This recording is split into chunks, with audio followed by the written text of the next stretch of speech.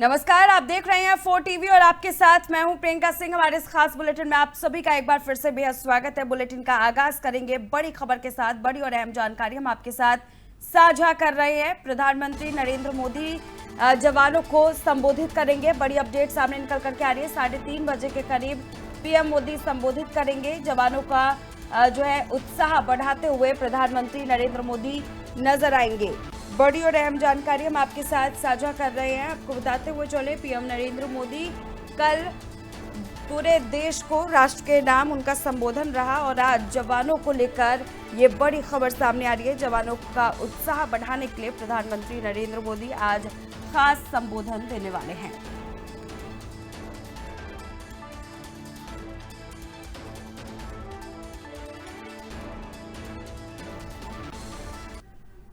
और इसी बीच एक और बड़ी खबर सामने आ रही है। बड़ी और अहम जानकारी हम आपके साथ साझा कर रहे हैं। शोपियां मुठभेड़ में लश्कर के 3 आतंकी ढेर हुए हैं। एनकाउंटर अभी भी जारी है। बड़ी जानकारी हम आपके साथ साझा कर रहे हैं। आतंक मुक्त कश्मीर अभियान के बाद बड़ी कार्रवाई हुई है। पहलगाम आतंकी हमले के बाद सेना का ऑपरेशन सिंदूर देखने को मिला। बीजेपी सरपंच मर्डर केस का आरोपी शाहिद कुट्टे मारा गया है।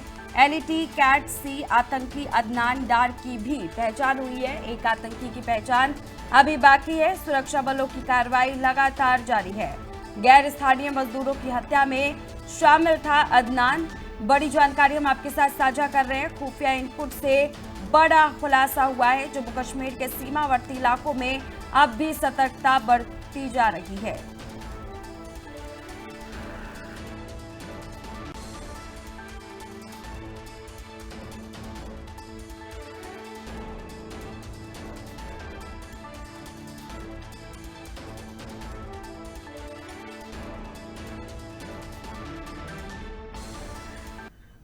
चलिए अगली खबर की ओर रुख करेंगे। जम्मू और कश्मीर के रामबन जिले में चुनाव नदी पर बने बगलिहार जल विद्युत परियोजना के सभी गेट बंद कर दिए गए हैं।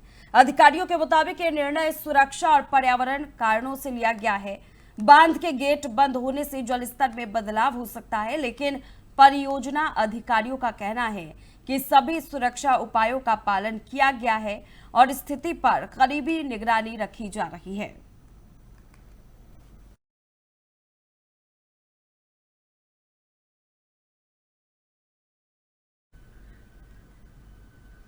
चलिए अगली खबर की ओर रुख करेंगे। पहलगाम में आतंकी हमले के बाद भारतीय सेना की कार्रवाई को लेकर छत्तीसगढ़ के उप मुख्यमंत्री अरुण साव का बड़ा बयान सामने आया है। उन्होंने ऑपरेशन सिंदूर को भारत की बड़ी जीत बताया और कहा कि आतंकवाद के खिलाफ देश की हद तक जा सकता है। अरुण साव ने ऐलान किया है कि अब देश भर में सेना के समर्थन और पीएम मोदी के नेतृत्व की सराहना में तिरंगा यात्रा निकाली जाएगी। एक हृदय विदारक घटना सड़क दुर्घटना से हुई है।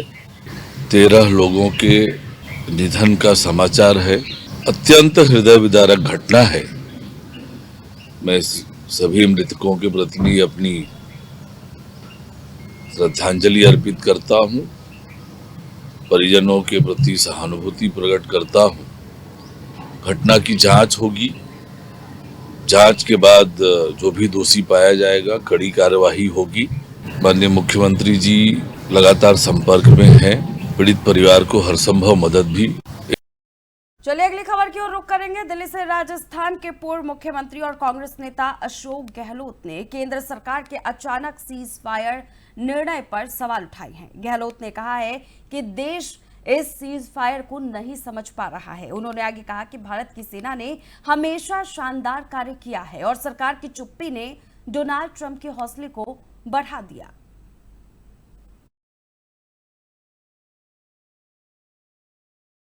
बातें बहुत अच्छी कही उन्होंने, कुछ वादे भी किए हैं फ्यूचर के लिए कि फ्यूचर में क्या पॉलिसी रहेगी देश की। आतंकवाद को लेके भी, एटॉमिक एनर्जी को या एटॉमिक बम को लेके भी सब बातें उन्होंने कही। अच्छी बात है, पर जो पूरा देश इंतजार कर रहा था कि जो अचानक सीज फायर हुआ उसको देश पूरा समझ नहीं पा रहा है। कोई नहीं समझ पा रहे हैं। ऐसा कभी होता नहीं है कि वो भी गुप्त तरीके से सीक्रेट रख के कैसे हो सकता है।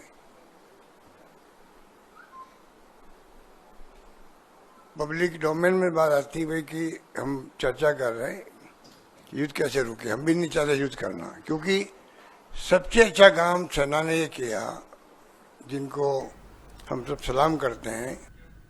चलिए रुख अब बिहार के सारण की ओर, जहां पर विधानसभा के नेता प्रतिपक्ष तेजस्वी यादव ने जम्मू के आरएसपुरा सेक्टर में पाकिस्तान द्वारा सीमा पार से की गई गोलीबारी में शहीद हुए बीएसएफ के एसआई मोहम्मद इम्तियाज के परिवार से मुलाकात की है। तेजस्वी यादव ने कहा कि शहीद मोहम्मद इम्तियाज पर हमें गर्व है और ये साबित हो गया है कि जब भी देश को जरूरत पड़ती है बिहार के लोग हमेशा आगे रहते हैं। उन्होंने भारतीय सेना की वीरता की सराहना करते हुए पाकिस्तान को मुंहतोड़ जवाब देने का काम करने की भी बात कही। छपरा के लाल, बिहार के लाल शहीद मोहम्मद इम्तियाज जी पर हम सब लोगों को नाज है, हम सब लोगों को फक्र है उन पर। और ये साबित हो गया कि जब भी देश को जरूरत पड़ती है तो बिहार के लोग जो है शहादत देने में, देश की सुरक्षा के लिए, भारत माता के लिए पीछे नहीं रहते बल्कि आगे रहते हैं। जिस प्रकार से इम्तियाज साहब गरखा के रहने वाले थे, 15 दिन पहले यहाँ आए थे छुट्टी में और फिर सीमा पर उनकी तैनाती हुई और बहादुरी के साथ उन्होंने दुश्मन का सामना किया, दुश्मन को मुंहतोड़ जवाब दिया। इस पे हम सब लोगों को उन पे नाज है। तो वही मणिपुर के इम्फाल ईस्ट में बीएसएफ कांस्टेबल दीपक चिंगाखम को उनके परिवार और दोस्तों ने भावपूर्ण श्रद्धांजलि अर्पित की है। 10 मई को जम्मू कश्मीर के आरएसपुरा सेक्टर में पाकिस्तान की ओर से की गई गोलीबारी में दीपक शहीद हो गए थे। उनकी शहादत को सम्मानित करने के लिए उनके परिवार और दोस्तों ने उन्हें अंतिम विदाई दी है।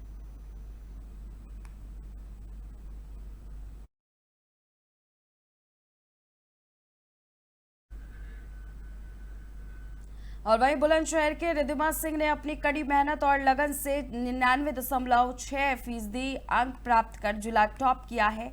500 में से 498 अंक प्राप्त करने वाली रिद्धिमा को गणित, अंग्रेजी समेत 4 प्रमुख विषयों में 100 में से 100 अंक मिले हैं।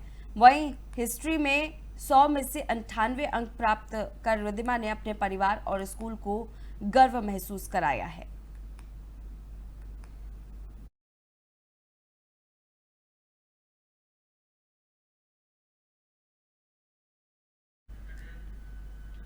और इसी बीच बड़ी जानकारी सामने आ रही है लखनऊ से, जहां पर 18 मई को बीएसपी की दिल्ली में बड़ी बैठक होने वाली है। बीएसपी अध्यक्ष मायावती दिल्ली में बड़ी बैठक करेंगी। बड़ी और अहम जानकारी हम आपके साथ साझा कर रहे हैं। जिला अध्यक्ष और मंडल संयोजक के साथ ये अहम बैठक होने वाली है।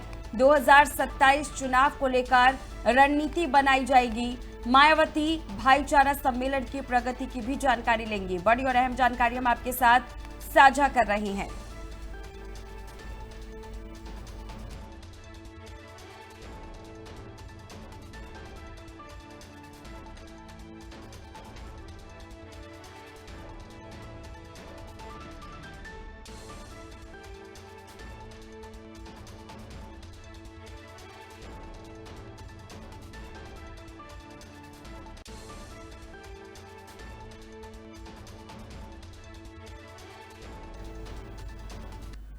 चलिए आगे बढ़ेंगे। मथुरा के वृंदावन में आज विराट कोहली और अनुष्का शर्मा पहुंचे, जहां उन्होंने संत प्रेमानंद महाराज के दर्शन किए। टेस्ट क्रिकेट से संन्यास लेने के बाद विराट कोहली का ये पहला सार्वजनिक धार्मिक दौरा है। बता दें कि विराट और अनुष्का पहले भी कई बार संत प्रेमानंद महाराज के दर्शन के लिए वृंदावन आ चुके हैं।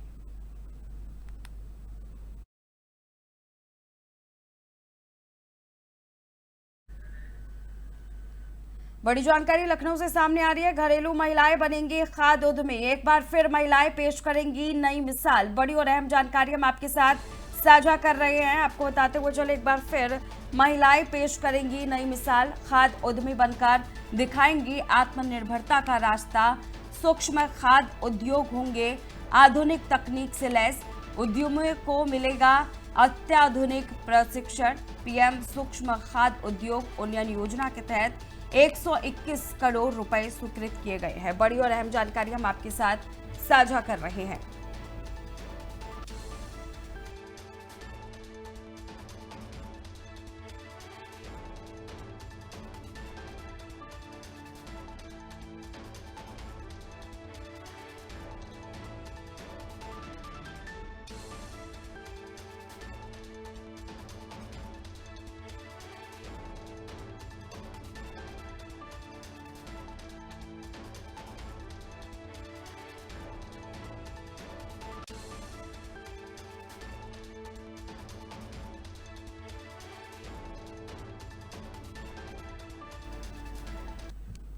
तो वहीं पंजाब के अमृतसर में जहरीली शराब पीने से 17 लोगों की मौत हो गई है। जानकारी के मुताबिक कई लोग अभी भी घायल बताए जा रहे हैं, कई लोग अभी अस्पताल में भर्ती हैं। इस बार दिल्ली में मंत्री और बीजेपी नेता मनजिंदर सिंह सिरसा ने केजरीवाल और मनीष सिसोदिया पर गंभीर आरोप लगाए हैं। सिरसा का कहना है कि केजरीवाल और सिसोदिया खुद को बेताज बादशाह समझते हैं और अब पंजाब की सरकार चला रही है।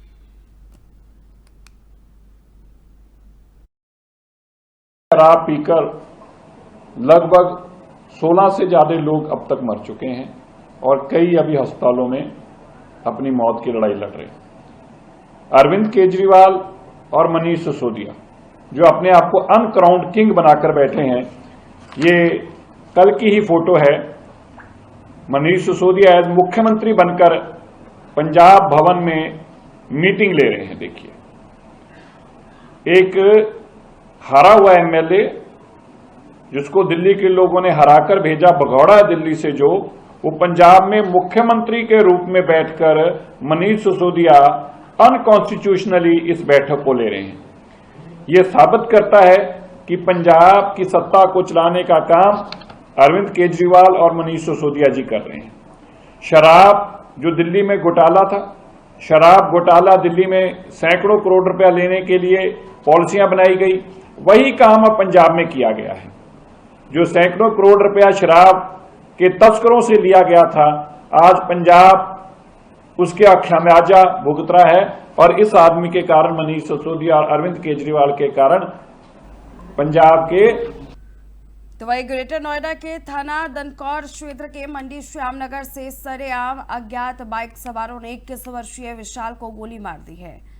बताया जा रहा है कि भरे बाजार में हुई इस गोलीबारी से हड़कंप मच गया। घायल विशाल को तुरंत ओमेगा स्थित निजी अस्पताल ले जाया गया है, जहां उसे मृत घोषित कर दिया गया। पुलिस ने हत्या की जांच शुरू कर दी है और मृतक के परिजनों ने पुरानी रंजिश का हवाला देते हुए 3 आरोपियों का नाम लिया है।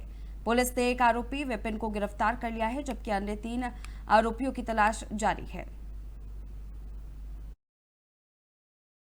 आज दिनांक 12 मई 2025 को शाम के लगभग 5:45 बजे दनकौर पुलिस को सूचना मिली कि एक व्यक्ति को गोली लगी है। इस सूचना पर तत्काल पुलिस मौके पर पहुंची तथा घायल को उपचार हेतु अस्पताल भिजवाया गया, जहां इलाज के दौरान उसकी मृत्यु हो गई। प्राथमिक जांच में यह पता चला है कि मृतक का नाम विशाल सना विजय है। मृतक के परिजन जिन पर आरोप लगा रहे हैं, उनके भाई शेखर के मर्डर में मृतक विशाल जेल जा चुका था और इस समय जमानत पर था। इसका मुकदमा थाना बादलपुर पे पंजीकृत है। आरोपियों की गिरफ्तारी है टीमें रवाना कर दी गई है तथा एक व्यक्ति को हिरासत में ले लिया गया है। और वहीं जैन थाना क्षेत्र से एक प्राइवेट ऑफिस में घुसकर नामजद दबंगों ने शिवम नाम के व्यक्ति के साथ मारपीट की है और 21,000 रुपए लूटकर फरार हो गए हैं। आपको बताते हुए चले, पीड़ित ने मामले की रिपोर्ट थाने में दर्ज कराई, जिसमें आरोपियों के खिलाफ कार्रवाई की जा रही है। इस दौरान लोकेंद्र नामक व्यक्ति ने खुद को यूपी पुलिस की दरोगा का बता करके पुलिस ने अब फिलहाल इस पूरे मामले की जांच शुरू कर दी है और आरोपियों की तलाश शुरू कर दी है। तस्वीरों में आप देख सकते हैं किस तरह से इस मारपीट को अंजाम दिया गया है। दबंगों की जो दबंगई रही वो खुलेआम अब देखने को मिलता है। और ऐसा नहीं कि सिर्फ एक क्षेत्र में, उत्तर प्रदेश के कई क्षेत्रों से इस तरह की तस्वीरें सामने आनी शुरू हो चुकी है। फिलहाल ये पूरा मामला मथुरा का बताया जा रहा है, वहां की तस्वीरें हम आपके साथ साझा कर रहे हैं।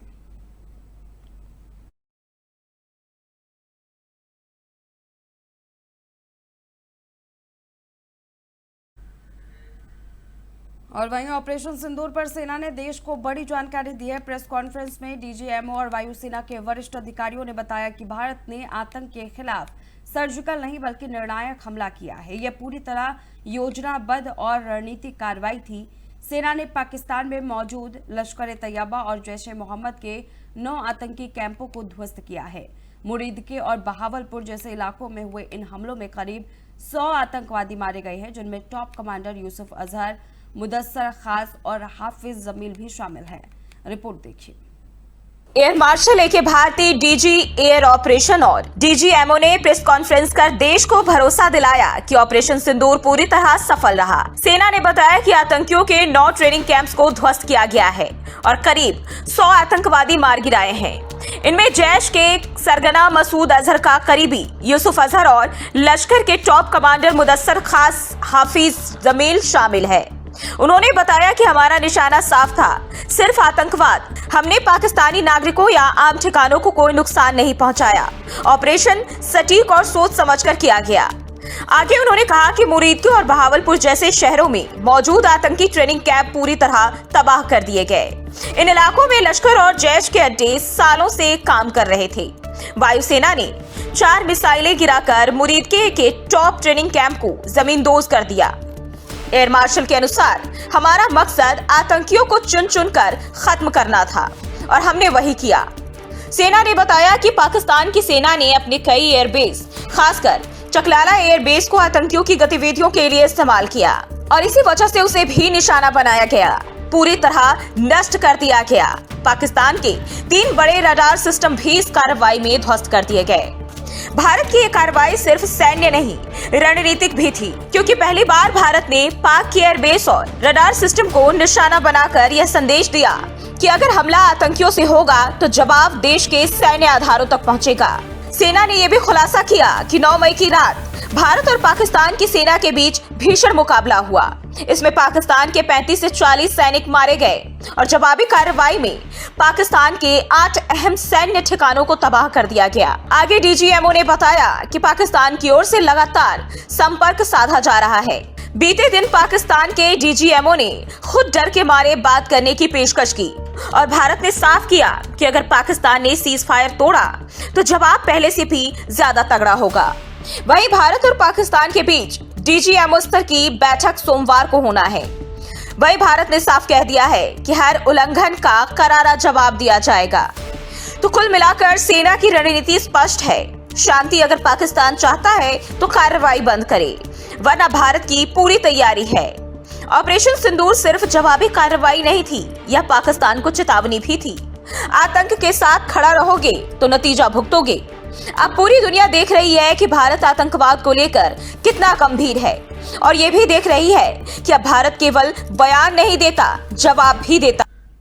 तो फिलहाल इस खास बुलेटिन बस इतना ही। रुकेंगे एक छोटे से ब्रेक के लिए। ब्रेक के उस पार खबरों का सिलसिला जारी है।